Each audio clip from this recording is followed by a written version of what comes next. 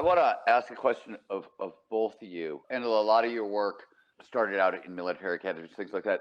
Do you think grit for creatives works differently than in other cities? I know that's a weird question, but I think it's a good question. I think there's a difference there. No, I can't put my finger on what it is. I just think there is. Well, Scott, you start on this one because I think of you as a world expert in the science of creativity. Oh, I'll go on. Tell me more. Tell me more. And it's a very nice shirt you're wearing. Yeah, you look fantastic. Thank you. It's like the only shirt I own, and I mean, I wear it every day. But I'm glad you think it's good. Wow, yeah, I've really tried to think through that question. I wrote an article for Scientific American, which I'm sure Claire will find in 5 seconds, called "Creativity is much, much more than just 10,000 hours of deliberate practice." And in that article, I tried to talk through how creativity involves so many factors that are synergistic with each other, that interact. External factors like inspiring people in our environment, for instance, and support structures and resources, but internal factors as well, that with the creative process, you often see a lot of zigzags.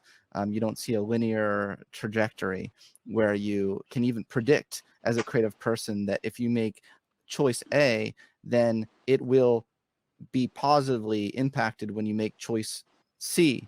Sometimes, like people like Picasso often said, I often don't know where I'm going till I get there. But with all that said, I'm a firm believer in the value of grit for creativity, in the sense that creativity does, and this is how I frame it in my talks when I give talks about the intersection between grit and creativity. I say, I show like, so trial and error. To me, it's all about the trial and error. You have to have perseverance and tenacity with this thing you love, even though you often experiment and it fails. You might blow out your laboratory, trying to find an experiment, then you start over again from day one the next day.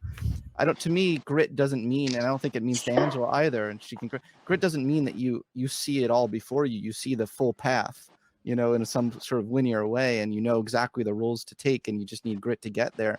I don't think that's how Angela conceptualizes it either, but because creative people often don't know where they're going, until something emerges through the process.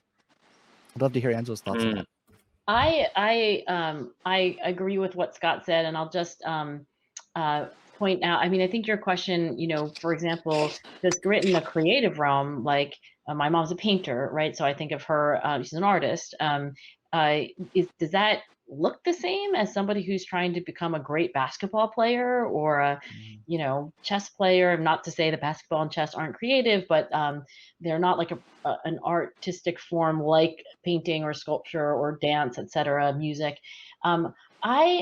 I don't want to make grit into this amoeba that includes everything. So I think it's helpful to say that creativity and grit are different, right? Somebody who's really good at coming up with novel ideas that are useful that's not synonymous with having passion and perseverance. But I do think that to be productive in a creative art, whether you're producing films or music or watercolors, there's so much trial and error, as Scott was saying, because it's not predictable, because it's not linear, and therefore it's hard to imagine, somebody having, really productive, creative career without having perseverance and passion. So I think of creativity and grit as kind of necessary and sufficient to having a very successful, creative, and productive career.